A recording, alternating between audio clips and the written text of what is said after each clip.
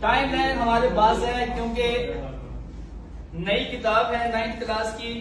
پہلے تو ہم دیکھیں گے کہ سلیبس کو ہم کیسے ڈیوائڈ کریں گے, کس طرح ریزلٹ بہتر ہوں گے. تو اس طرح ہم نے ابھی تک میں نے یہ فل نہیں کیا ہے, اس کو آگے ہم مزید امپروو کریں گے.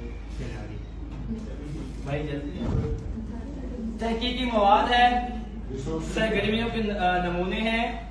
سب سے اہم کردار یہ جو آپ کے سامنے لگا ہوا پروجیکٹر, ٹیکنالوجی کے وسائل. ٹھیک ہے جی. طلباء کے مکمل شدہ سوال نامے, طلباء کی تخلیقی کام, تصاویر اور ویڈیوز. ان کی اگر ہم ایکٹیویٹی کرائیں گے, کوئی لسانی کرا رہے ہیں, کوئی بصری ہے, کوئی جسمانی ہے, وہ اس کو ہم ریکارڈ کریں گے. اس کے بعد اساتذہ کا مثبت فیڈ بیک. کیا ہو گیا؟